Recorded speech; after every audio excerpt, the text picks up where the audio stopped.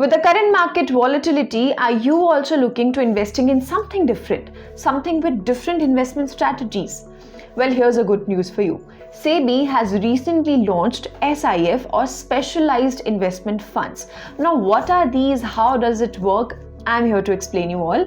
So let's take an overview कि आज के सेशन में हम लोग क्या डिस्कस करने वाले हैं. We are going to be discussing everything about SIF so that आपको इसके बारे में पता चले कि ये जो न्यू फीचर लॉन्च किया गया है वो क्या है. तो सबसे पहले हम लोग देखेंगे कि SIFs क्या होते हैं, what are SIFs. उसके बाद हम लोग बात करेंगे इसके की फीचर्स पे कि क्या प्रोमिनेंट फीचर्स हैं.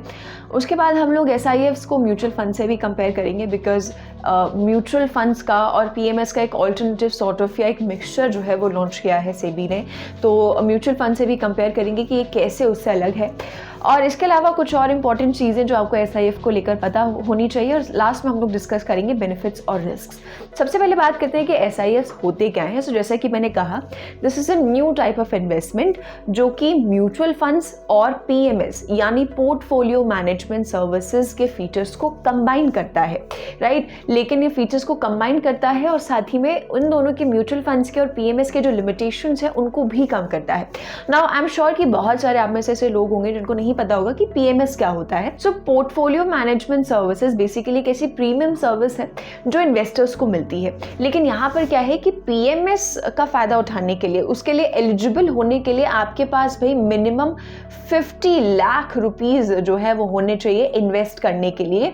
ये है PMS के लिए, पोर्टफोलियो मैनेजमेंट सर्विस के लिए ये आपकी रिक्वायरमेंट आ जाती है, राइट.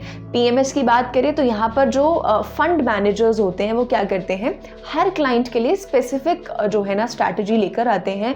हर क्लाइंट के हिसाब से जो है पोर्टफोलियो को टेलर किया जाता है कि कैसे अच्छे रिटर्न्स जो है वो लाए जा सकते हैं, राइट. सो PMS एक प्रीमियम सर्विस होगी बेसिकली जहाँ पर जो मैनेजर्स होंगे वो आपके लिए काम करेंगे, आपके पोर्टफोलियो को मैनेज करेंगे. लेकिन इसके लिए आपके पास भाई 50 लाख रुपीस मिनिमम होने चाहिए जो कि बहुत बड़ा अमाउंट है, राइट. साथ में यहाँ पर जो एक्सपेंस रेशियो जो हमें म्यूचुअल फंड्स में देखने को मिलता है वो यहाँ पर जो फंड मैनेजर्स जो फी चार्ज करते हैं वो आपके 2 से 2.5% जो है यहाँ पर वो आपके पोर्टफोलियो का चार्ज करते हैं, राइट. सो PMS जो है काफ़ी महंगा है. ऑफकोर्स इन्वेस्टर्स के लिए 50 लाख रुपीस बहुत ज़्यादा है. एक्सपेंस रेशियो भी इसमें ज़्यादा है. तो काफ़ी लंबे टाइम से एक डिमांड थी कि जो है ये 50 लाख का जो क्राइटेरिया है इसे थोड़ा कम किया जाए, राइट. तो अब वापस आते हैं तो SIF जो है इसका एक सोल्यूशन निकल कर आया है, राइट. म्यूचुअल फंड से भी इसे हम आगे कंपेयर करेंगे तो आपको एक बेटर आइडिया लगेगा. सो यहाँ पर SIF म्यूचुअल फंड्स को और SIFs को कंबाइन करता है, उनके फीचर्स को कंबाइन करता है. यहाँ पर अगर हम बात करें तो एडवांस्ड इन्वेस्टमेंट स्ट्रैटेजीज इन्वेस्टर्स को दी जाती हैं इसके अंडर. अब जैसे यहाँ पर PMS में 50 लाख रुपीस जो है ना मिनिमम इन्वेस्टमेंट रिक्वायर्ड है. लाइकवाइज SIFs में भी जो है मिनिमम इन्वेस्टमेंट जो रिक्वायर्ड होगी वो होगी यहाँ पर 10 लाख रुपीस मिनिमम इन्वेस्टर के पास होने चाहिए. ये मिनिमम रिक्वायरमेंट आ जाती है SIF में, राइट. तो यहाँ पर अगर बात करें तो SIFs क्या होते हैं, बेसिकली आपके म्यूचुअल फंड्स और PMS के सर्विसेज को कंबाइन करेंगे. 10 लाख रुपीस का मिनिमम यहाँ पर भी एलिजिबिलिटी आपको देखने को मिलेगा. यहाँ पर आपको एडवांस्ड इन्वेस्टमेंट स्ट्रैटेजीज देखने को मिलेंगी. साथ साथ में एक्सपोजर भी यहाँ पर बहुत सारी एसेट क्लास में है, जैसे कि रीट्स हो गए, आपका इक्विटी हो गया, डेट हो गया, इन्वेस्ट हो गए. इसके अलावा फ्यूचर्स एंड ऑप्शंस भी इसमें आपको देखने को मिलते हैं. इन सारे चीज़ों का एक्सपोजर आपको SIFs के थ्रू देखने को मिलेगा. तो SIFs की अगर बात करें तो SIFs जो हैं वो basically high net worth individuals को ज़्यादा केटर करते हैं. बेसिकली ऐसे इंडिविजुअल्स जो ज़्यादा रिस्क उठा सकते हैं, राइट. जिनकी रिस्क एपेटाइट भाई थोड़ी ज़्यादा है उनके लिए जो है SIFs है, क्योंकि ज़्यादा रिस्क इसमें इन्वॉल्व है अनडाउटेडली, लेकिन इसमें हाई रिटर्न्स का पोटेंशियल भी ज़्यादा है. तो हाई नेट वर्थ इंडिविजुअल्स के लिए है. साथ ही में आपको बहुत सारे एसेट क्लास का एक्सपोजर जो है वो यहाँ पर देखने को मिलता है. अब हम एक बार बात करते हैं कि इसके की फीचर्स क्या है.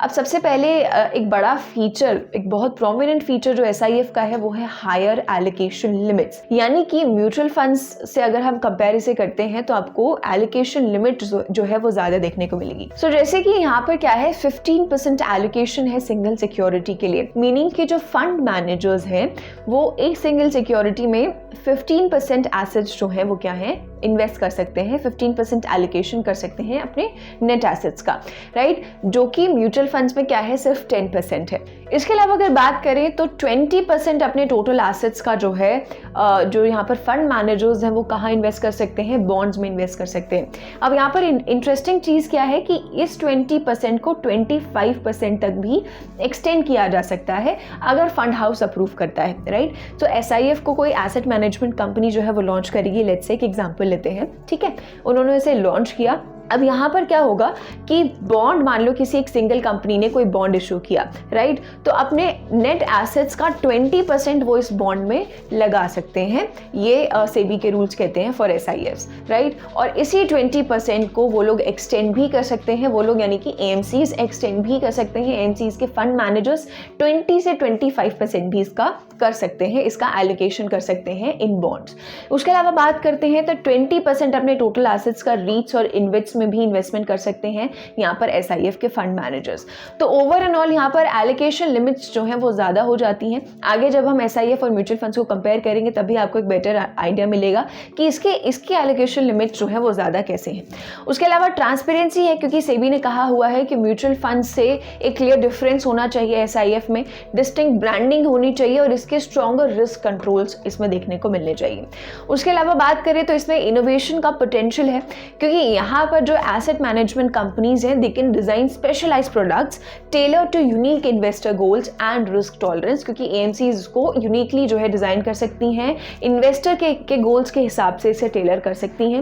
इसके अलावा यहाँ पर मिनिमम इन्वेस्टमेंट, जैसा कि हमने देखा कि 10 लाख रुपीस का मिनिमम इन्वेस्टमेंट आपको देखने को मिलेगा, 10 लाख रुपीस का मिनिमम एलिजिबिलिटी है यहाँ पर। और साथ साथ में यहाँ पर हाई रिस्क और हाई रिटर्न की बात भी आ जाती है, बिकॉज ये क्या है, हाई नेट वर्थ इंडिविजुअल्स के लिए आपको जो है SIFs मिलेंगे जो ज़्यादा रिस्क उठा सकते हैं।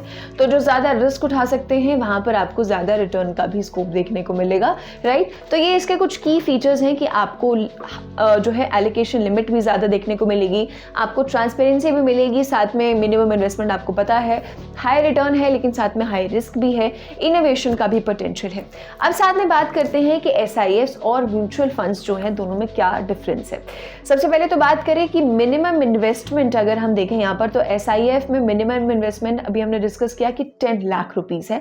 वहीं अगर हम म्यूचुअल फंड्स की बात करते हैं तो आप मिनिमम 500 रुपीज़ से भी शुरुआत कर सकते हैं, एज लो एज 500 रुपीज़, और कुछ केसेस में तो आप 200 रुपीज़ या 100 रुपीज़ से भी शुरुआत कर सकते हैं। तो म्यूचुअल फंड में मिनिमम इन्वेस्टमेंट जो है वो काफ़ी कम है, आप बहुत ही बेयर मिनिमम अमाउंट से भी शुरुआत कर सकते हैं। लेकिन अगर आपको SIF चाहिए तो आपको मिनिमम 10 लाख रुपीस की ज़रूरत होगी। उसके अलावा बात करें तो इन्वेस्टर टाइप की अगर हम बात करें तो ये ज़्यादातर जो है हाई नेटवर्थ इंडिविजुअल्स के लिए है, और यहाँ पर म्यूचुअल फंड की बात करें तो यहाँ पर हमें रिटेल और इंस्टीट्यूशनल इन्वेस्टर्स देखने को मिल जाते हैं। इसके अलावा बात की जाए तो इन्वेस्टमेंट स्ट्रैटेजीज पर अगर देखें तो SIF में long short equity investment strategy, inverse ETFs, इस तरीके की स्ट्रैटेजीज देखने को मिलती हैं।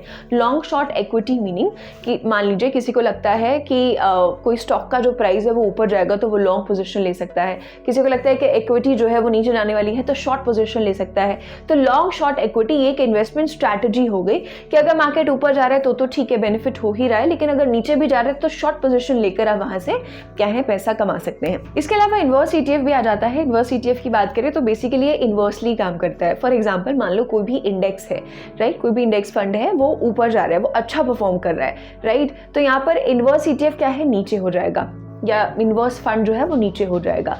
अब मान लो कोई इंडेक्स फंड जो है वो नीचे आ गया है तो यहाँ पर जो इन्वर्स फंड होगा वो ऊपर चला जाएगा, उसका प्राइस अप्रिशिएट हो जाएगा। सो लेट्स से एक पोर्टफोलियो में आपका रेगुलर इंडेक्स फंड भी है, आपका इन्वर्स इंडेक्स फंड भी है, तो उससे क्या है कि अगर मार्केट ऊपर जा रहा है तो उससे भी अप्रिसिएशन हो रहा है, अगर नीचे आ रहा है तो उससे भी अप्रिसिएशन हो रहा है। तो ये कुछ इन्वर्स जो ETFs हैं, ये सिर्फ एक एग्जाम्पल है, तो ये कुछ इस तरीके से काम करते हैं कि अगर नीचे भी आ रहा है तो भी आपका क्या है, अप्रिसिएशन होगा। इसके अलावा अगर म्यूचुअल फंड से इसे कंपेयर करते हैं तो यहाँ पर mostly long term investment strategies देखने को मिलती हैं, क्योंकि म्यूचुअल फंड्स में क्या होता है ज़्यादातर कि आप लॉन्ग टर्म के लिए इन्वेस्ट करके रखिए, आपका कंपाउंडिंग होगा, पैसे पे कंपाउंडिंग इफेक्ट आएगा, उसके बाद आपकी जो वेल्थ है वो ग्रो करने लगेगी, और ये आपको लंबे ड्यूरेशन के लिए करना है for a number of years, right. लेकिन यहाँ पर अलग अलग तरह की इन्वेस्टमेंट स्ट्रैटेजीज जो है वो देखने को मिल जाती हैं। इसके अलावा रिस्क की बात करें तो हमने पहले भी देखा कि इसमें रिस्क जो है वो ज़्यादा है, क्योंकि इसमें बहुत सारी अलग अलग तरह की स्ट्रैटेजीज इन्वॉल्व इन्वॉल्व हैं, ऑल्टरनेटिव स्ट्रैटेजीज इसमें हैं। हालांकि म्यूचुअल फंड्स की अगर हम बात करें तो यहाँ पर कम रिस्क देखने को मिलता है क्योंकि यहाँ पर डाइवर्सिफिकेशन ज़्यादा है। इसके अलावा अगर डेरिवेटिव्स की बात करें तो SIF में क्या है 50% तक का एक्सपोजर डेरिवेटिव्स के लिए अलाउड है, और अगर म्यूचुअल फंड्स की बात करें तो मोस्टली म्यूचुअल फंड्स में अलाउड नहीं होता है। इसके अलावा रीट्स और इन्वेस्ट में भी SIF इन्वेस्ट कर सकता है, अप टू 20% कंबाइंड इसमें लिमिट है, जबकि म्यूचुअल फंड्स में सिर्फ 10% की लिमिट है, राइट। तो ये कुछ बेसिक फीचर्स हैं जो SIF और म्यूचुअल फंड्स को अलग करते हैं।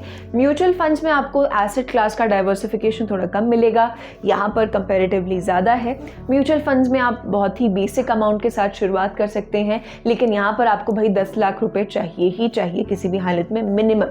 SIF में ज़्यादा रिस्क है, यहाँ पर कम रिस्क है डाइवर्सिफिकेशन की वजह से। यहाँ पर आपको एक कॉमन स्ट्रैटेजी देखने को मिलेगी जो कि लॉन्ग टर्म है कि म्यूचुअल फंड्स में लंबे समय के लिए पैसे इन्वेस्ट करके रखिए, जबकि SIF में आपको मल्टीपल इन्वेस्टमेंट स्ट्रैटेजीज देखने को मिल जाएंगी। अब साथ साथ में SIF को लेकर और भी 2-3 ऐसी चीज़ें हैं जो आपको ज़रूर पता होनी चाहिए before you get started with investing. सबसे पहले तो इन्वेस्टमेंट स्ट्रैटेजीज पर ही फिर से बात करते हैं कि यहाँ पर SIF में अगर बात करें तो हमने देखा कि लॉन्ग शॉर्ट, इनवर्स ETF इस तरीके की भी इन्वेस्टमेंट स्ट्रैटेजीज हैं। इसके अलावा इन्वेस्टमेंट स्ट्रैटेजी SIF में ओपन एंडेड भी हो सकती है, क्लोज एंडेड भी हो सकती है, और इंटरवल इन्वेस्टमेंट स्ट्रैटेजी भी हो सकती है। ओपन एंडेड से मतलब है कि इन्वेस्टर्स जो है कभी भी जो है यूनिट्स को रिडीम कर सकते हैं, कभी भी जो है म्यूचुअल फंड्स की तरह जो है पैसा निकाल सकते हैं। हाउएवर क्लोज एंडेड में क्या हो जाता है कि एक फिक्स टेन्योर के बाद ही आप पैसे को निकाल सकते हैं, राइट। और अगर इंटरवल इन्वेस्टमेंट स्ट्रैटेजी की बात करें तो ये क्या है, मिक्सचर होता है क्लोज और ओपन एंडेड का। क्वार्टरली हो सकता है, हाफ ईयरली आप इसमें से पैसा निकाल सकते हैं, तो ये मिक्सचर आपको देखने को मिलता है। तो इस तरीके की स्ट्रैटेजीज SIF में देखने को मिल सकती हैं जो कि AMC ने अपने ऑफर डॉक्यूमेंट में ज़रूर बताया होगा। उसके अलावा SIF की फी और एक्सपेंसेस की बात करें, जैसे भाई म्यूचुअल फंड्स में फी लगती है, एक्सपेंस रेशियो लगता है, लाइकवाइज यहाँ पर भी जो फीस और एक्सपेंसेस है वो सेबी के रेगुलेशन 52 के अकॉर्डिंग्स के तहत ही डिसाइड होगा। जो रेगुलेशन 52 है वो ये कहता है कि फंड हाउसेस इन्वेस्टर्स को चार्ज कर सकते हैं, राइट। तो सेबी का कहना है कि SIF जो फी चार्ज करेंगे वो भी जो रेगुलेशन 52 है म्यूचुअल फंड्स का, उसी के अकॉर्डिंग्स में ये भी SIF भी सेम ही चार्ज करेंगे। उसके अलावा बात करें तो SIF फंड मैनेजर जो है, जो आपका SIF को हैंडल करेगा, जो फंड मैनेजर, उसके पास NISM का सर्टिफिकेशन होना चाहिए, यानी national institute of security markets का एक रेलेवेंट सर्टिफिकेशन होना चाहिए। वो वही फंड मैनेजर जो है SIF को मैनेज करेगा। इसके अलावा डेट इन्वेस्टमेंट पे थोड़ा रिस्ट्रिक्शन है।